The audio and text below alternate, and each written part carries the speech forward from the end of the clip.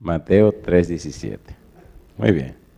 Dice el versículo 17, y hubo una voz de los cielos que decía, este es mi Hijo amado, en quien tengo complacencia. ¿Qué les parece si oramos?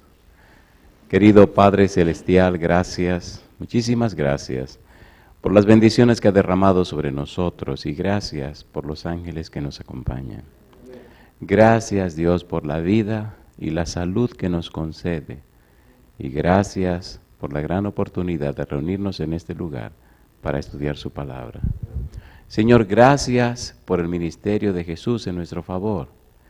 Gracias por la obra del Espíritu Santo. En este momento, Padre querido, le rogamos que el Espíritu Santo nos traiga palabra de vida para la vida eterna. Que en este momento escuchemos la palabra de Jehová que vive y permanece para siempre. Que no recibamos conceptos y teorías o ideas de los hombres, pero sí los principios divinos que nos cambian y nos transforman de gloria en gloria a la imagen de Jesús. Diríjanos, guíenos y háblenos, Señor. Que hoy nos acerquemos más a usted, que hoy nuestra vida refleje su carácter, que hoy se cumpla en nosotros, oh Dios, el arrepentimiento, el cambio de la mente, cambio de los patrones y esquemas mentales, que haya un nuevo nacimiento en nuestra vida. Lo pedimos en el nombre de Jesús. Amén, Señor. Amén. Hemos hablado acerca de lo trascendente que es la frase en que mi alma tiene contentamiento. Y hemos dicho también que esta frase trae toda una teología, la teología del Cordero.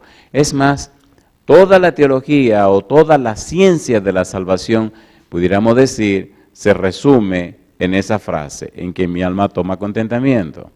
La salvación no es un concepto, no es una doctrina, es una persona y se llama Jesús. Y Jesús es el Cordero de Dios, y Jesús es el siervo sufriente, y Jesús es aquel en quien tiene contentamiento el alma de Dios. El plan de salvación no fue una reflexión ulterior, dice la sierva de Dios, sino que fue un plan trazado desde antes de la fundación del mundo. Ya hemos dicho que antes de la fundación del mundo Dios escogió a Cristo como el Cordero, lo apartó para el sacrificio. Vimos también en el libro de Génesis capítulo 3, cómo en el versículo 15 y el 21 se relaciona toda la idea con el Cordero, y lo relacionamos con Apocalipsis capítulo 12. En el versículo 11 dice, y ellos le han vencido por medio de la sangre del Cordero. De modo que el Cordero está envuelto, está involucrado en todo el plan de salvación. Vimos también el Cordero en la experiencia de Abraham. Abraham vio mi día y se gozó. Y vimos la frase, si ustedes no creen que yo soy, entonces van a morir en sus pecados. Debemos seguir mirando toda la trayectoria y todo el asunto de la teología del Cordero. Y qué bueno es llegar a lo que fue la Pascua, Éxodo capítulo número 12. Y en la Pascua, la experiencia de Éxodo 12, hay muchas cosas que ver. Lo primero que Dios le dice a Faraón, capítulo 4. Éxodo capítulo número 4. Vamos a comenzar por allí. Ya vimos a Moisés que tuvo su experiencia con Dios en el monte. Dios habla a Moisés y hay toda una experiencia interesante con relación a Moisés cuando Dios se le revela, cuando Dios se le presenta en el monte. ¿Por qué digo esto? Y permíteme hacer una pequeña reflexión. Miren, cuando Moisés recibe la visita de Dios en el monte Sinaí, es un anciano. Ya Moisés tiene 80 años. 40 años que vive en Egipto, 40 años que tiene en el monte, bregando con las ovejas. Ahora ya un anciano, con 80 años, escribe un salmo, el Salmo 90. En el Salmo 90, Moisés expresa que los días del hombre son 70 años, y en los más robustos, 80. Y entonces dice cómo es la experiencia humana, la experiencia de la vida.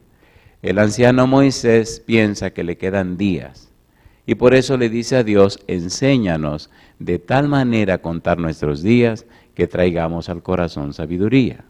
Ya se acabó, dice Moisés. Pero cuando ya es un anciano y se acabó, se le aparece Jehová y lo escoge como un caudillo, un paladín y como un líder militar para hacer la más grande hazaña de la época. Sacar a un pueblo esclavo con más de 600,000 personas y lo único que lleva en la mano para pelear con el ejército más fuerte de la tierra es un palo. Una vara que era de él, pero que después de Sinaí la llamaron la vara de Jehová. Miren qué interesante.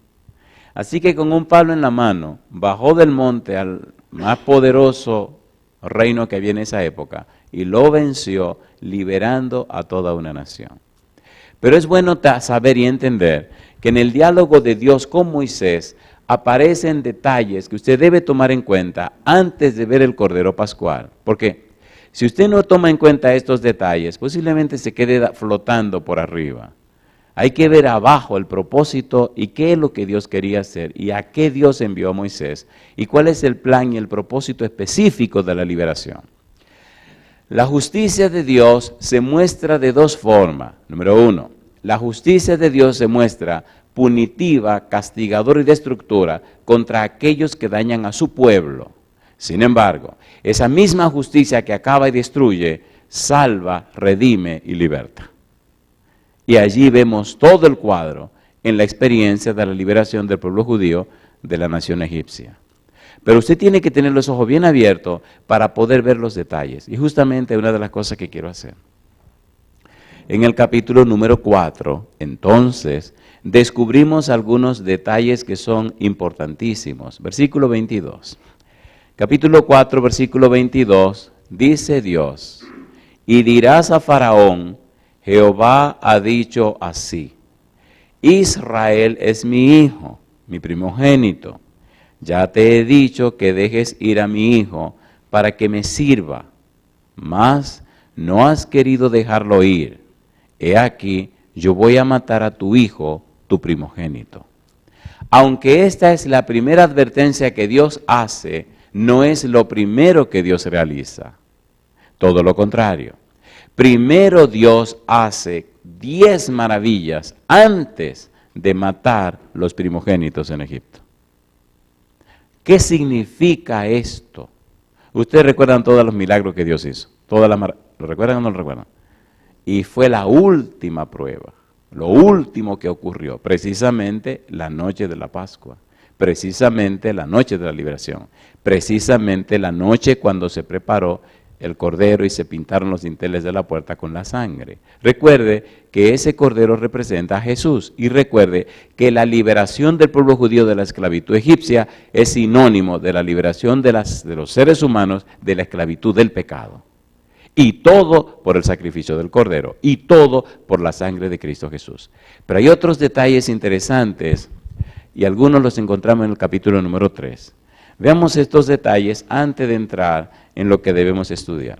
El versículo 7 del capítulo 3 dice, bien he visto la aflicción de mi pueblo que está en Egipto, y he oído su clamor a causa de sus exactores, pues he conocido sus angustias. ¿Qué está diciendo con esto Dios? Bueno, yo lo estoy viendo, yo lo estoy oyendo, y yo sé lo que está pasando.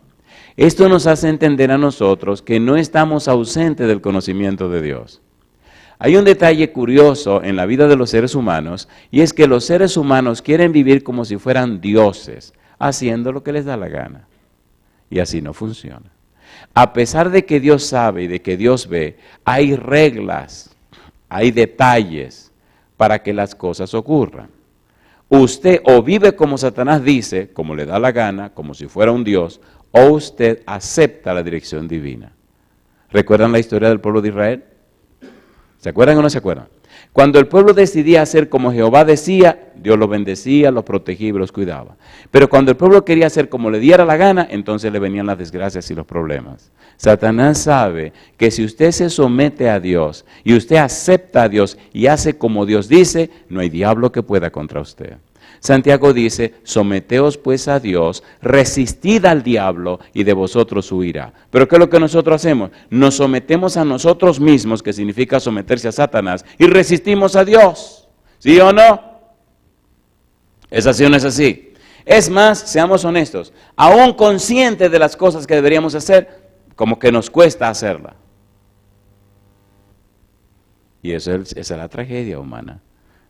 A veces somos tan religiosos que nos avergüenza ser cristianos. Mire qué barbaridad.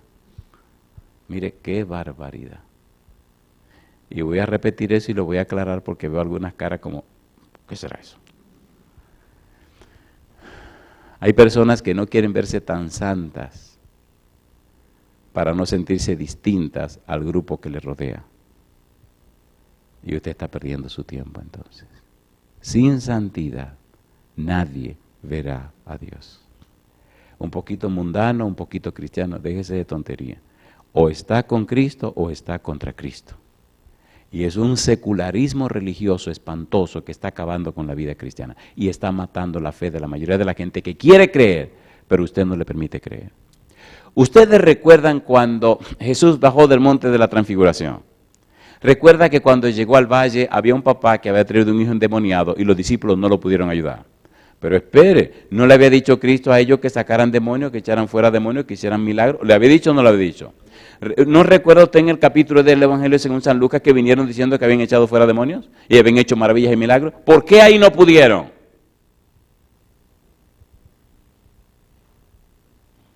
Cuando en el deseo de toda la gente, la sierva de Dios explica ese capítulo, ella dice que en el atardecer, cuando Cristo subió a la montaña, se llevó a Pedro, a Santiago y a Juan. Los otros apóstoles que se quedaron en el valle se quedaron criticando que por qué llevaron a aquellos y a ellos no. Cosa linda, mamacita linda. Así que se pasaron la noche criticando. Al día siguiente, cuando el papá viene con el muchacho endemoniado, ¿qué pueden hacer? Nada, porque el demonio de la crítica estuvo con ellos toda la noche. Mientras están criticando abajo en el valle, arriba en la montaña está Cristo glorificado. Está Cristo hablando con Moisés y Elías y aparece Dios que dice, este es mi Hijo amado en el cual tengo contentamiento a él oír. Mientras aquellos están criticando abajo en el valle, Cristo está arriba glorificado, mostrándose y fortaleciendo la fe de los discípulos para que puedan estar firmes en la parte final de la historia de su vida. La pregunta que yo le hago a usted, analice su vida y usted se sorprenderá. ¿Cuántas veces usted critica cada día? Increíble. Analícelo. ¿Cómo puede tener poder de Dios si se pasa la vida criticando? Imposible. Y cuando Cristo desciende, el papá había perdido la fe en Dios, la fe en Cristo, la fe en los discípulos, la fe en todo el mundo. ¿Qué relajo este? Traje a ti mi hijo, le dice el papá. Y tus discípulos no pudieron hacer nada. Y entonces Cristo comienza a hablar con el hombre porque sabe que está hecho leña. Oye, ven acá, ¿y desde cuándo le pasa esto? Desde que era niño. Y si tú puedes hacer algo, ayúdanos. En otras palabras, no me venga con mucho cuento, que yo estoy loco por irme de aquí, ya. Estos tipos tuyos me defraudaron. Si estos son los que te siguen a ti, si estos son los discípulos tuyos y no pudieron, bueno, vamos a ver qué puedes hacer tú. Y Cristo le dice, al que cree, todo le es posible. Y el papá gritó, creo, ayuda mi incredulidad. La gente quiere creer, pero el testimonio tuyo y mío posiblemente no le permite creer. ¿Sí o no? ¿Sí o no? Sin embargo, eso no es excusa para ellos no creer, porque la fe no está apoyada en mí ni en usted, está apoyada en Cristo Jesús. ¿Qué dice Hebreos 12:2? ¿Qué dice Hebreos 12:2? Miren, vamos rapidito, que aquí el tiempo se va muy a prisa y esto es muy sabroso lo que tenemos que estudiar. Hebreos 12:2, ¿qué dice el versículo 2? Puestos los ojos, ¿dónde? En Jesús. A mí me gusta la frase en Cristo, en Jesús. Toda la teología de Pablo se describe con la frase en Cristo. En Cristo define y denota todo el haber de la vida cristiana. En Cristo, de modo que si uno está en Cristo, ¿qué dice la Biblia? nueva criatura es. Las cosas viejas pasaron y aquí todas son hechas nuevas. ¿En quién debo poner mis ojos? En Cristo. Hay un asunto que se llama la ley de la contemplación. Usted se parece a lo que usted contempla. Si yo contemplo la crítica, ¿a quién me voy a parecer? ¿Al demonio de la crítica? ¿Sí o no? Pero si contemplo a Cristo, ¿a quién me voy a parecer? ¿A quién me voy a parecer? A Cristo. ¿A quién contempla usted? Pregunto, ¿tiene sentido esto o no tiene sentido? ¿Tiene sentido? Sí tiene sentido. La vida cristiana es una experiencia, la vida cristiana es una vivencia, la vida cristiana es existencial. Entonces, pregúntese cada mañana, cada día, ¿qué pasó hoy con mi vida? No es qué pasó con la vida del vecino, ni siquiera qué pasó con la vida de mi esposa, ni siquiera qué pasó con la vida de mis hijos, porque si en la vida tuya no pasa nada, en tu esposa y tus hijos no pasará nada. La ley de la influencia, todo mundo queda afectado por tu presencia. ¿Cómo está afectando tu vida, la vida de los que te rodean? Si es verdad que tienes tus ojos puestos en Cristo, si es verdad que tú conoces a Jesús, los que te rodean o cambian o se retiran de tu lado. Es imposible estar ante la presencia del Espíritu de Dios y no cambiar. Usted no puede resistirlo. Usted o lucha o mata al que tiene el Espíritu de Dios, o usted se retira. ¿Cómo es posible? Años van, años vienen y somos la misma persona. Por eso me gusta esta parte que tenemos que estudiar ahora, porque Dios con su boca, con su palabra, hace promesas y Dios nunca miente. Y Dios cumple puntualmente todo lo que promete. Dios no le falla a nadie. Entonces la pregunta que hago es, ¿por qué tanta flojera en la vida espiritual de los que se llaman cristianos? ¿Por qué tanta ausencia de poder si Jehová es todopoderoso? ¿Por qué tanta miseria espiritual en la vida de la gente cristiana en esta época final de la historia de la humanidad? Todo grita que algo grande va a pasar. Todo grita que esto se acabó. ¿Y por qué no se ve más poder entre los cristianos? Distraídos con tonterías. ¿Sí o no? ¿Sí o no? Acumulando cosas que se van a quemar. Un afán y una locura por aumentar y tener. ¡Qué barbaridad! Compra y compra y compra. ¿Y qué es esto? Cosas que nunca se la van a poner. Algunos están tan locos que rentan storage, lugares que pagan mensualmente para guardar cosas. ¿Y saben lo que ocurre? Que algunos al final ya ni pagan nada, abandonan todo lo que metieron en el storage y entonces hay personas que se hacen ricos comprándole a los dueños de los storage esas mercancías que están ahí acumuladas y hacen fortunas. ¡Qué locura de la humanidad! Almacenando cosas que nunca van a usar. Oiga, pastor, ¿y por qué nos dice eso? Mire qué cosa linda ahora, mire qué cosa linda. Dios da detalles de lo que quiere hacer. Capítulo 6 de Éxodo. Siempre he querido hacer una serie de estas frases de Dios. No la he hecho, pero espero hacerla en algún momento. Porque me gustan los detalles como Dios los da. Capítulo 6, versículos 6 en adelante. Vamos a leer desde el versículo número 5. Asimismo, dice Dios, yo he oído el gemido de los hijos de Israel, a quienes hacen servir los egipcios, y me he acordado de mi pacto. Yo estoy oyendo, querido, no te preocupes, yo no estoy lejos, yo estoy aquí cerca de ti. Yo sé lo que te está pasando, yo sé lo que te están haciendo. Aguántate un poquito, yo estoy aquí.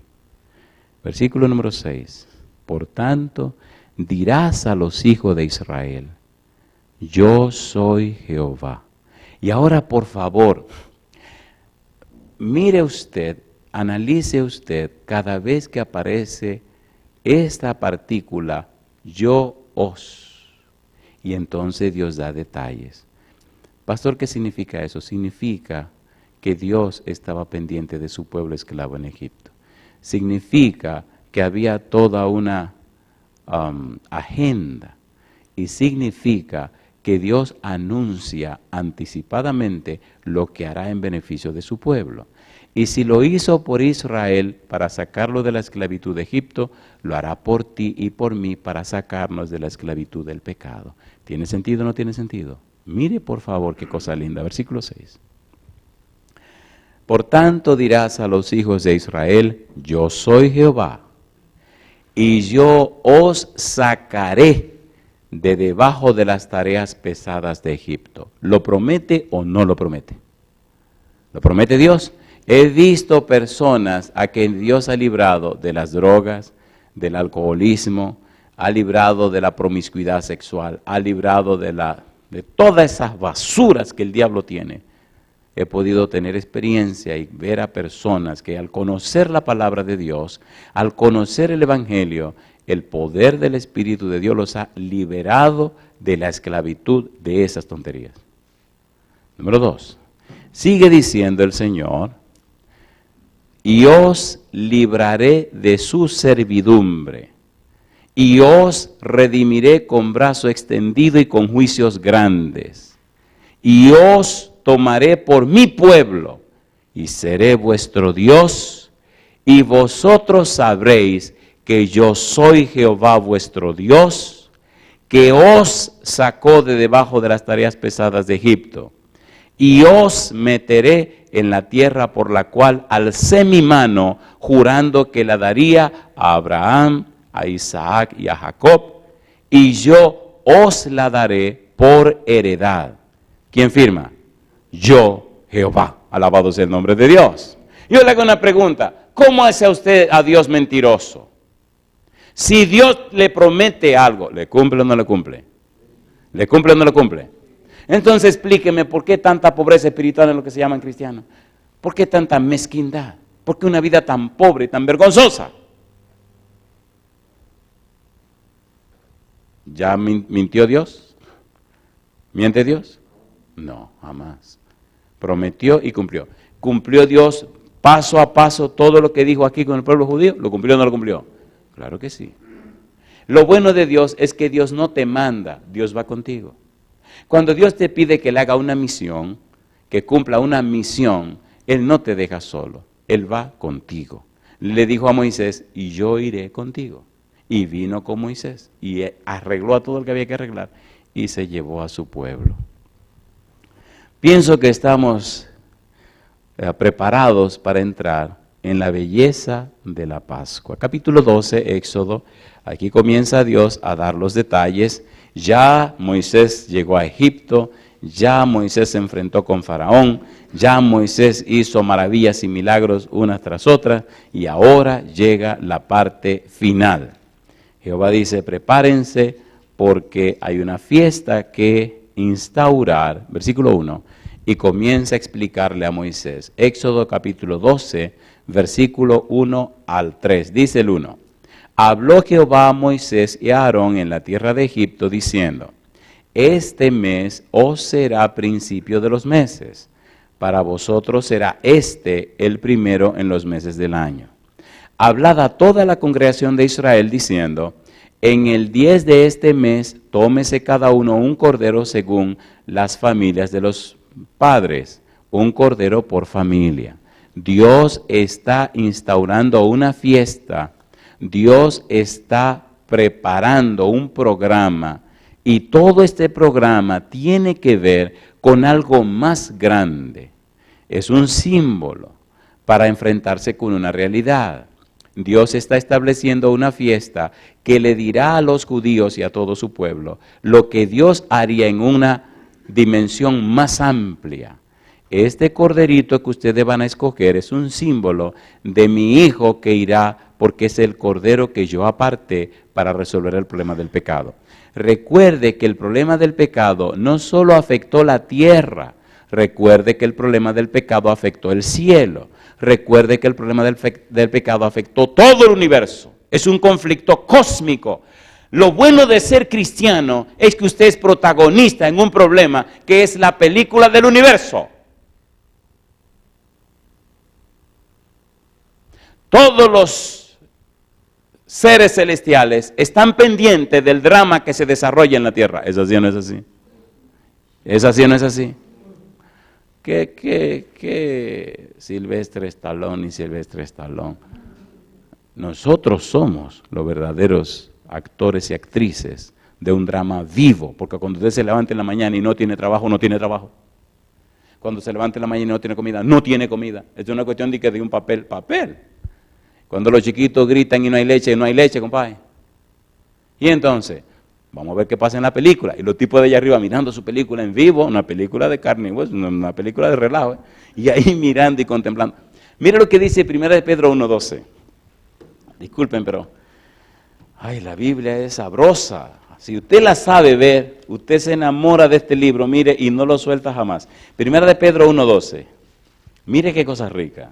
¿Quiénes están mirando esta película? Una película en vivo. Versículo número 12.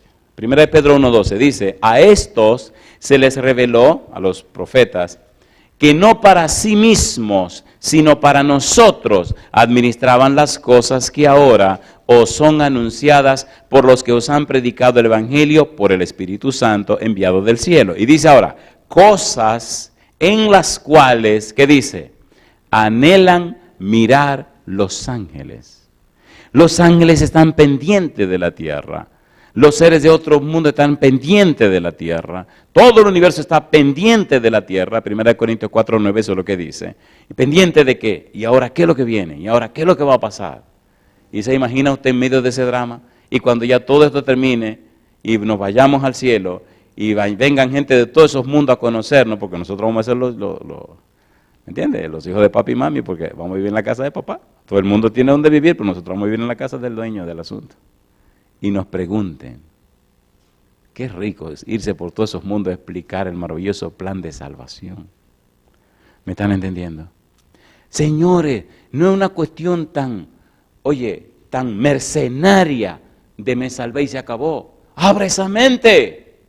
Es más que el simple hecho de ir al cielo. El enemigo nos ha estorbado tanto la mente que a veces pensamos que la salvación es nada más irse al cielo. ¿Pero qué sentido tiene eso?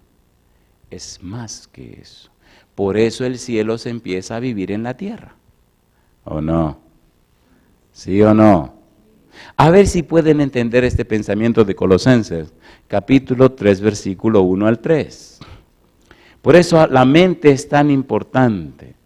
La mente, el arrepentimiento es el cambio de la mente.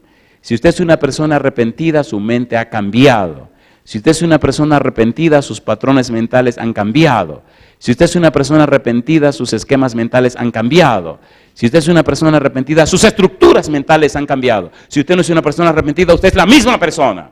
Y sin arrepentimiento, usted no va para ninguna parte. Todo lo que estamos diciendo ocurre antes del capítulo 4, versículo 17 de San Mateo. Antes de que Cristo diga, arrepentíos, porque el reino de los cielos se ha acercado, Jehová dijo, este es mi Hijo amado en quien tengo contentamiento. Antes de que Cristo empiece a hablar, Jehová dice, este es este personaje que estoy enviando. Antes que empiece su ministerio, Jehová dice, ¿quién es él? Si usted comprende la manera como Dios ordena la Biblia, descubre cosas maravillosas. Todo lo que estamos estudiando es antes de que Cristo empiece a predicar. Estamos estudiando lo que Dios dice de Cristo. Estamos entendiendo lo que Dios dice acerca de Cristo. Y cuando ya sepamos todo esto y Cristo comience, mi pregunta, ¿entenderemos o no entenderemos? Y esa es la belleza de la Biblia. El orden que Dios establece en su palabra. Pero, ¿qué ocurre con Mateo 3:17? Usted lo pasa por encima y sigue leyendo. ¿Y qué pasa con el resto del libro? No lo entiende. ¿Qué es lo que va a entender si no entendiste lo que viene adelante? ¿No se han dado cuenta en la universidad que hay materias que son prerequisitos? A ver, ¿sí o no?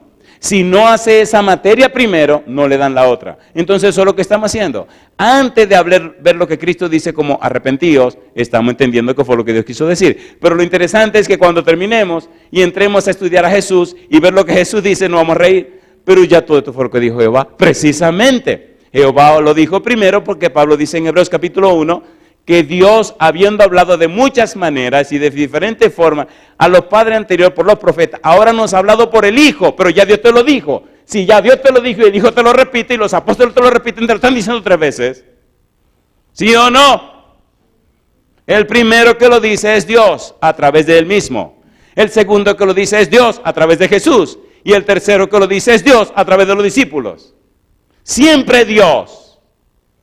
Y a quien menos conocemos es a Dios. Oigan, estamos perdiendo el tiempo. Esto se está entendiendo. ¿Se entiende o no se entiende? Capítulo 3, Colosenses, versículo 1 al 3. Si pues habéis resucitado con Cristo, oiga qué interesante. Esto es una condicionante. Si no han resucitado con Cristo, no hay problema, sigan en la nada. Pero, si pues habéis resucitado con Cristo, ¿qué dice ahora? Buscad las cosas de arriba, donde está Cristo sentado a la diestra de Dios. ¿Y qué dice ahora? Poned la mira en las cosas de arriba, no en las de la tierra, porque habéis muerto y vuestra vida está escondida con Cristo en Dios. ¿Lo dice o no lo dice Pablo? La pregunta es, ¿dónde está enfocada tu mente? ¿Hacia dónde te estás enfocando? Porque si te enfoca aquí abajo, no hay problema, aquí abajo te quedará. Tenemos que enfocarnos arriba y disfrutar de las cosas de abajo, ¿sí o no? ¿Sí o no? ¿Cuándo hizo Dios a Adán? ¿Antes o después de crear todo? Entonces, si lo hizo después, ¿para que goce de todo?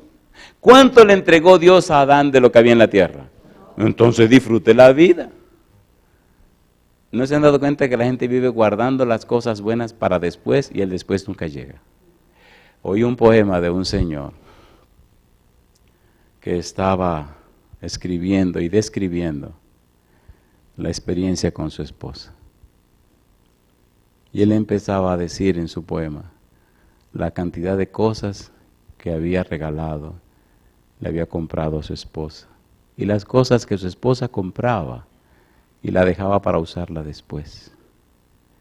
Y ahora en esta ocasión, el vestido que nunca se puso, y hasta un collar que él le compró y nunca se puso, y hasta un zapato que él le compró y nunca se puso, entonces se lo pondrían ese día para llevarla a su tumba. La mujer se había muerto. Déjese de tontería, disfrute la vida hoy. Dice un proverbio chino, es más tarde de lo que crees. Si tiene que hacer una llamada, hazla hoy. Si alguien tiene que decirle que tú le amas, díselo hoy. ¿Se entiende, por favor? Si te gusta comer algo que es saludable, cómetelo hoy. Si hay algo, si compra un zapato, póntelo hoy. Hay personas que van a la tienda, compran su zapato, toman el zapato viejo y lo echan en la caja y se ponen el nuevo. Y salen con su zapato nuevo. ¿Y eso qué? ¿Qué me importa? Los zapatos son suyos, póngase cuando le dé la gana. O sea, disfrute la vida hoy, pero mantenga su mente arriba. ¿Se entiende? Disfrute lo que la tierra le da, pero mantenga su mente arriba.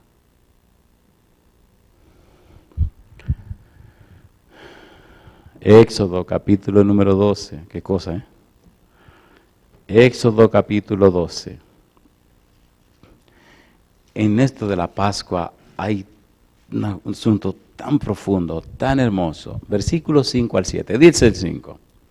El animal será sin defecto, macho de 1 año. Lo tomaréis de las ovejas o de las cabras y lo guardaréis hasta el día 14 de este mes. Y lo inmolará toda la congregación del pueblo de Israel entre las 2 tardes.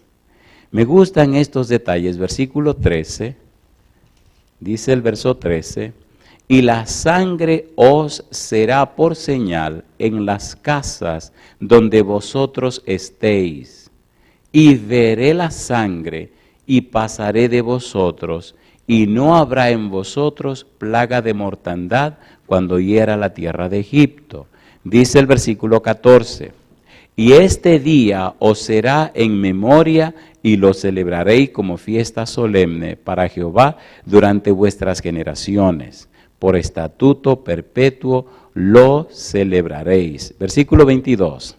Dice el verso 22, y tomará un manojo de hisopo y mojado en la sangre que estará en un lebrillo, y untad el dintel y los 2 postes con la sangre que está en el lebrillo, y ninguno de vosotros salga de las puertas de su casa hasta la mañana. Versículo 24. Dice el verso 24: guardaréis esto por estatuto perpetuo para vosotros y para vuestros hijos para siempre. ¿Por qué Dios quiere que guarden esto para siempre? Porque esta fiesta de la Pascua anuncia, les muestra en la experiencia viva, en la experiencia real, el significado y la obra de Cristo cuando venga. Si a alguna persona se le hubiera ocurrido salir de su casa durante esa noche y era primogénito de esa casa, entonces caería muerto porque no estaba amparado por la sangre. Debía permanecer dentro de la casa para estar protegido con la sangre del Cordero Pascual. ¿Se entienden los detalles de Dios? Versículo 25.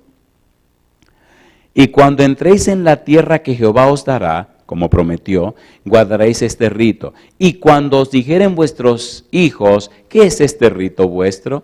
Vosotros responderéis: es la víctima de la Pascua de Jehová, el cual pasó por encima de las casas de los hijos de Israel en Egipto, cuando hirió a los egipcios y libró nuestras casas. Entonces el pueblo se inclinó y adoró. Y los hijos de Israel fueron e hicieron puntualmente así como Jehová había mandado a Moisés y a Aarón. Hay otros detalles interesantes en el versículo 43 hasta el 51. 43. Y Jehová dijo a Moisés y a Aarón: esta es la ordenanza de la Pascua. Ningún extraño comerá de ella. Interesante. ¿Qué cosa dice Dios? Ningún extraño comerá de ella. Una pregunta. ¿Cuándo Dios le dio la ley al pueblo judío? ¿En Egipto o en el Sinaí? ¿Dónde le dio la ley? En el Sinaí. Segunda pregunta. ¿La ley de Dios se la dio a los esclavos que estaban en Egipto o se la dio a un pueblo libre y liberado en el monte Sinaí? ¿A quién se la dio? ¿A los esclavos o a los liberados? Pregunta número 3. ¿La ley de Dios es para esclavos o para personas libres? Entonces, ¿por qué usted le remanga la ley a los esclavos? No lo van a entender. Ay, mamacita linda. La ley de Dios es para los que han sido redimidos, rescatados, liberados, libertados y reconciliados con Dios. Interesante.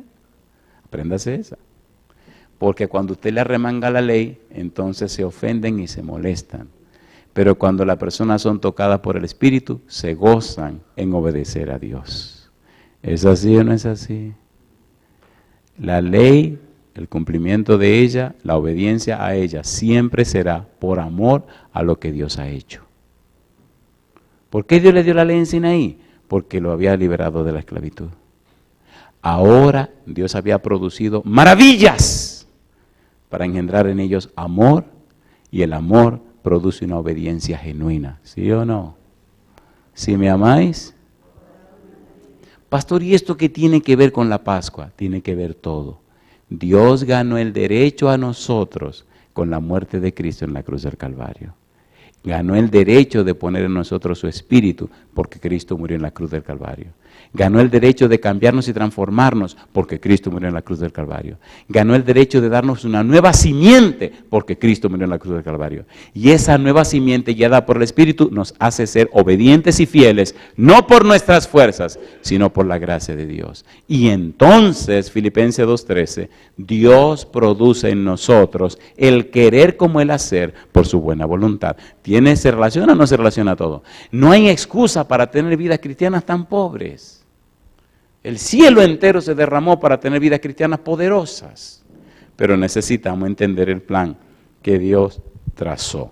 Capítulo 12, versículo 44. Mas todo siervo humano comprado por dinero comerá de ella, después que lo hubiere circuncidado. ¿Entendieron? ¿Después qué cosa? Que lo hubiere circuncidado. La circuncisión era una señal de que la persona pertenecía al pueblo de Dios. ¿Cierto o falso? ¿Sí o no? Así que había un derecho legal para participar de la fiesta, porque ahora la persona era de la familia de Dios. A mí me gusta Dios porque cuando decimos que somos propiedad de Dios, no somos una cosa, somos hijos de Dios, somos miembros de su familia. ¿Es así o no es así? No es lo mismo tener un caballo o tener una vaca que tener un hijo. ¿Es lo mismo? Usted es el dueño de la vaca, pero usted es el padre de su hijo. Dios no anda buscando vacas ni animales, está recogiendo sus hijos. ¿Es así o no es así? Así que siéntase como hijo y no como un animal. A veces nos sentimos que Dios somos propiedad de Dios. Eso es impersonal. Por más cariñosos que sean los animales, jamás serán sus hijos. No importa que le ponga su apellido. En Estados Unidos hacen toda la barbaridad que ustedes no se pueden imaginar. Siempre los dos pajaritos que hay en casa son la cosa más rica del mundo, pero son pajaritos. Y se lo digo cuando hablo con ella, le digo, mi negra chula, yo las quiero muchísimo, pero ustedes son dos pajaritos. Aquellas son las hijas mías. Y hay una, la chiquita, que esa vive celosa todo el tiempo. Cosa rica, mamacita linda, donde le digo, Cuni, ven a ver, dice, no, uno no habla con los enemigos. Y se va, digo, oye, ¿qué le pasa a esta muchacha? Dice uy, celosa que está con los pajaritos. Porque son chulos esos pajaritos. Y ella me quiere que, bueno, cuando mi esposa quedó embarazada, del primero, del varón, yo aprendí que los niños entienden en el vientre de su madre. Y nos hicimos excelentes amigos. Le enseñé, lo eduqué, lo preparé en el vientre de su mamá. Cuando quedó embarazada de la segunda, lo mismo. Cuando quedó embarazada de la tercera, lo mismo. Pero entre la segunda y la tercera pasaron 5 años. Así que había un trato entre papá Dios y yo de tener otra hija, pero mi esposa no lo sabía. Hasta el día que quedó embarazada y ella no sabía. Inclusive se quiso preocupar cuando, la tipa quedó atrapada, compadre. Pensó que era náusea, que tenía un problema estomacal. Digo, problema estomacal, compadre, problema estomacal. Llegamos donde la doctora y le digo, Nina, esta tipa está embarazada. Y dice Nina, ¿cómo va a ser, doña Esther? Y dice Esther, me da pena el gordo porque, no, Nina, yo siento como unos mareos, unas cosas, pero seguramente un problema estomacal. Y la Nina se ríe. Habían pasado 5 años. Le digo, ¿por qué no le hace una prueba? Compadre, cuando le hacen la prueba que le dicen a Esther que está embarazada, se quiso preocupar. Gordo, mira, de que estoy embarazada. Y yo me río, digo, no me diga. Sí, digo, mi negra linda, yo tengo 5 años esperando eso. Papá y yo nos pusimos de acuerdo. ¿Y por qué tú no me dijiste? No, eso era un secreto entre nosotros. Y dice, pero acuérdate de la toxoplasmosis. Digo, no te preocupes, que esos pajaritos Dios lo va a poner en un lado por ahí hasta que mi negra nazca. Desde que quedó embarazada empecé a hablar con la negrita esta. Y cuando la negrita nació, era una cosa rica. ¿Usted ha estado embarazada alguna vez? A los hombres no le pregunto, porque yo no creo que usted se embarace jamás. Pero a las mujeres, ¿se han dado cuenta que los bebecitos se mueven en el vientre? Hay una época de los bebecitos que son unos tigres. Ellos oyen, escuchan y entienden. Así que a la Cuni, cuando ya estaba grandecita, como a los otros también, llegó un momento donde yo le hablaba. Y le hablaba y se movía y se movía. Y a veces jugaba y le decía, mi negra linda. Y le ponía la mano de este lado y la barriga se así, y se echaba para acá. Digo, no te apures. Entonces quitaba la mano y le ponía la mano del otro lado y se echaba para acá. Y mi esposa me miraba y se reía porque parecían 2 muchachos jugando. Y digo, tú verás ahora, le decía a Esther. Sí, porque si hablaba iba a oír la bendita ahí adentro. Entonces le ponía la mano de un lado y corría para el otro y le ponía la mano del otro. Y entonces hacía, y decía, ya. Decía, esa es una tigraza, Esther. Cuando nació, saben que los niños nacen bien feos.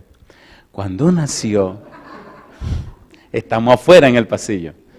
Y cuando nace, lo primero que mi esposa preguntó era que si tenía ojos, porque de que la toxoplasmosis le destruye los ojos a los bebés.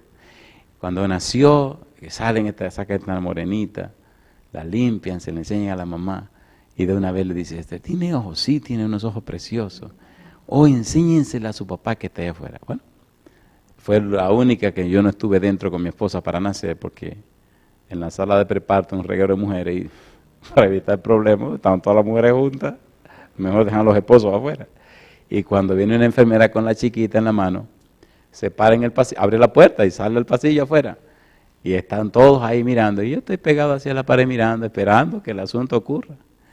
Y viene la enfermera y sabe cómo son las mujeres de curiosas. Vienen todas a ver la niña que están sacando. Y dice la enfermera, aquí está esta bebé. ¿Quién es el papá? Y yo estoy así. Y miro yo y digo, esa tipa así es fea. Y me quedo ahí tranquilo. Y entonces viene la gente a ver y miran a la muchachita y empiezan a mirar a todos los hombres que hay ahí. Y yo estoy ahí tranquilo mirando. Y dice una señora, hay mucha gente curiosa. La mujer viene y mira a la muchachita y la mira. Mira a la muchachita y me mira a mí. Y dice, esa es de ese. Y la miro yo y le digo, ¿ah, sí? Dice, sí. Digo yo, ¿qué le pasó a esta mujer? Y yo voy a mirar, pero ¿qué sé yo? Yo nunca he visto a esa muchachita. Estaba allá adentro. Y cuando yo voy y la miro, y pienso, esta está fea, está feíta. Pero bueno, entonces me dice la enfermera, felicidades. Digo, ¿cómo no? Y agarro a la muchachita y cuando la tengo en los brazos y la miro, digo, ¿será verdad?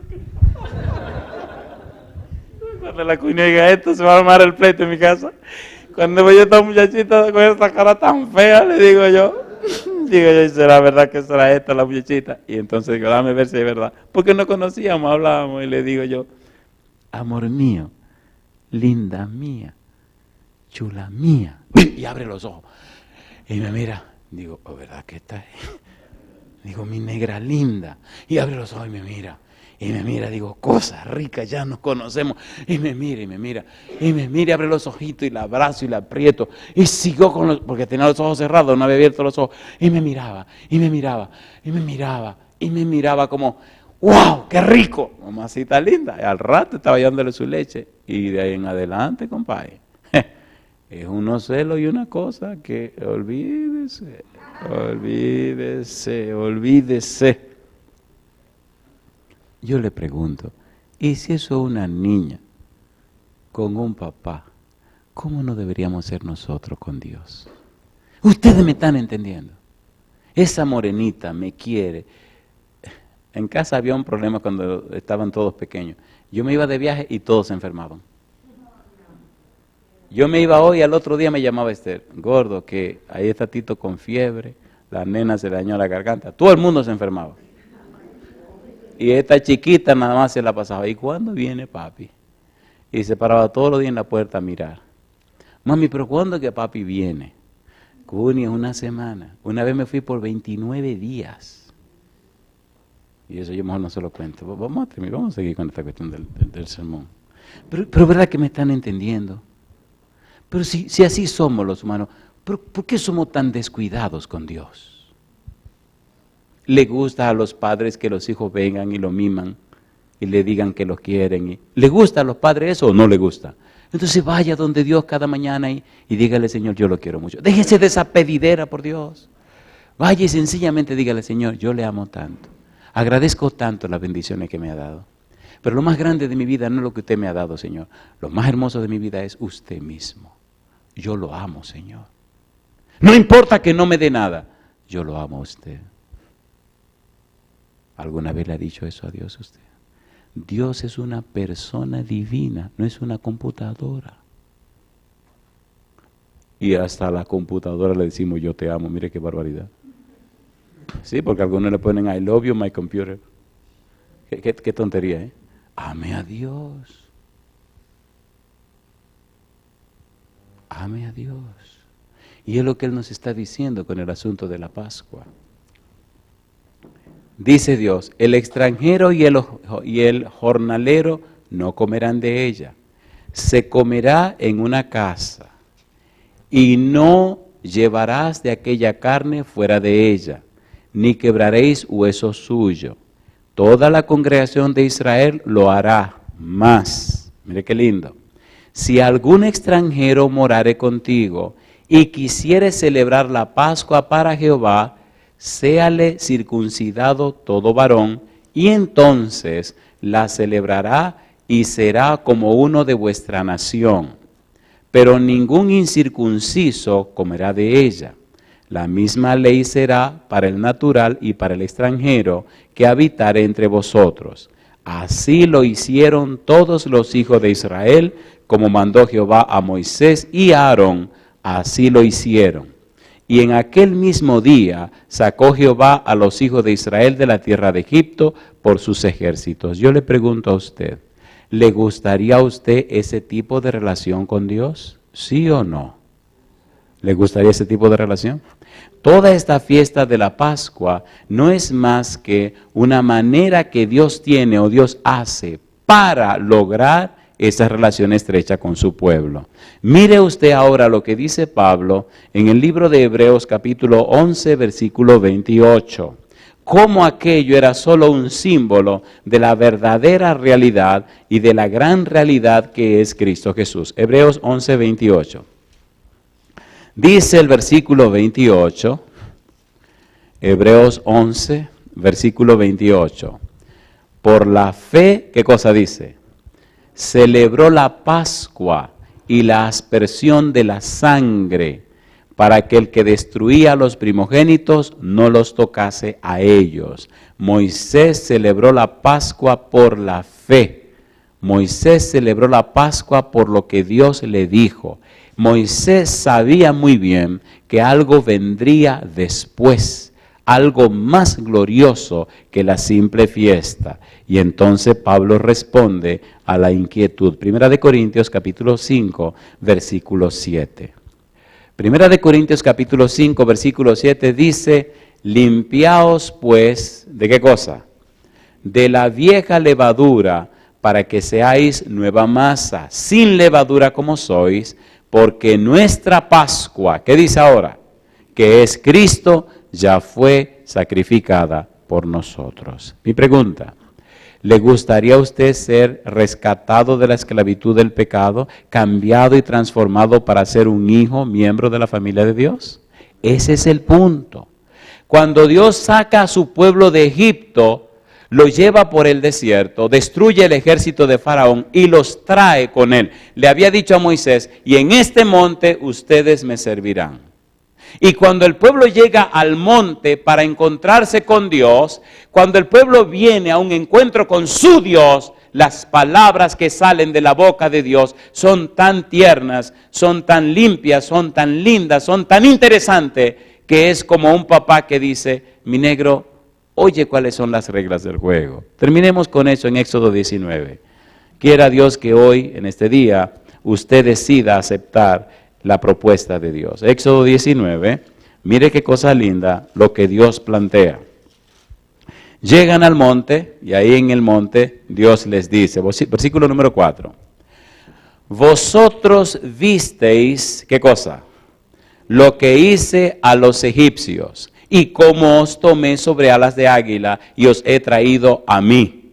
Ahora pues, si diereis oído a mi voz y guardareis mi pacto, vosotros seréis mi especial tesoro sobre todos los pueblos, porque mía es toda la tierra. Y me seréis, ¿qué cosa dice? Un reino de sacerdotes y gente santa. Estas son las palabras que dirás a los hijos de Israel. Yo te pregunto, ¿quiere Dios que tú seas parte de un reino de sacerdote y gente santa? ¿Sí o no? Lo que le dijo a los israelitas en el monte Sinaí no es lo mismo que dice Pedro en primera de Pedro 2:9, mas vosotros sois, ¿qué cosa? Linaje escogido, número 1. Número 2, real sacerdocio, número 3, nación santa, número 4, pueblo adquirido por Dios con un propósito, para que anunciéis, ¿qué cosa? Las virtudes de aquel que os llamó de las tinieblas a su luz admirable. Entonces, si es verdad que somos del pueblo de Dios, si es verdad que somos sus hijos, si es verdad que nos acogimos a Él, entonces en nuestra vida tienen que verse las virtudes de Dios.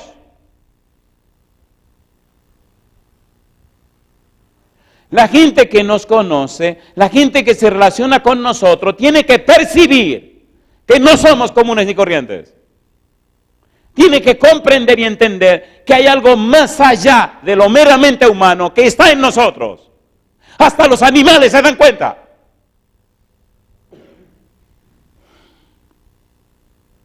Y los niños también. La carencia de esa experiencia en los llamados cristianos está haciendo que muchos se pierdan. Nos convertimos en jueces y los condenamos por sus errores, pero nadie sabe lo que está pasando en sus corazones. Cuando usted se aproxima a una gente con amor, ese corazón se derrite por el poder del Espíritu de Dios. Cuando la gente ve que usted se aproxima a su vida, no a condenarlo, ni a juzgarlo, ni criticarlo, inconscientemente se conectan con usted. Y aunque no quieran, abren su corazón a la presencia suya. Yo termino. Mi pregunta final para usted es, ¿le gustaría ser el enviado de Dios? ¿Le gustaría ser la enviada de Dios? ¿Le gustaría ser el embajador de Dios o la embajadora de Dios? ¿Qué dice 2 Corintios 5:20? Leamos este pasaje y con él cerremos. 2 Corintios 5:20. Los embajadores que están en un país, ¿de cuál país son? Pregunta interesante, ¿eh? Si usted vive en este país y es embajador de Inglaterra, ¿de dónde es usted? De Inglaterra. El embajador que está en otra nación, está en la otra nación porque representa a su país, al país de origen, pero no es de ese país. Y ustedes sabían que la casa donde vive el embajador y el lugar que vive el embajador en aquel país es un pedazo que pertenece al otro país. ¿Lo sabían o no lo sabían? Las embajadas. ¿Se entiende o no se entiende? Entonces yo le pregunto, si usted es un embajador del cielo, su casa, ¿qué cosa es? Una embajada, porque la embajada, ¿dónde vive el embajador? ¿O no? Que acabamos de descubrir, hicimos un descubrimiento terrible ahora mismo, ¿verdad? Mi pregunta entonces, si usted es un embajador del cielo, donde usted vive es la embajada del cielo. Entonces el que viene a su casa tiene que saber que esa embajada es la puerta de entrada al cielo. Es que ahí vive el embajador con la esposa del embajador y los hijos del embajador, que son ciudadanos del cielo. Así que lo que se come en esa casa es lo que se come en el cielo, lo que se habla en esa casa es lo que se habla en el cielo, porque es un embajador. ¿Sí o no? Si es un embajador de México, ¿qué se va a comer? Tortilla y tacos y enchiladas. ¿O no? ¿Le gustaría ser el embajador de Dios? ¿La embajadora? Pues cuando llegue a su casa hoy, hay muchas cosas que hay que echar a la basura. Porque no debería haber eso en la casa de un embajador. Ay, mamá. ¿Sí o no? Empieza a echar a la basura. Y viva como un embajador. En la casa de los embajadores hay una guardia de protección, ¿sí o no? Dios envió ángeles poderosos para que te protejan.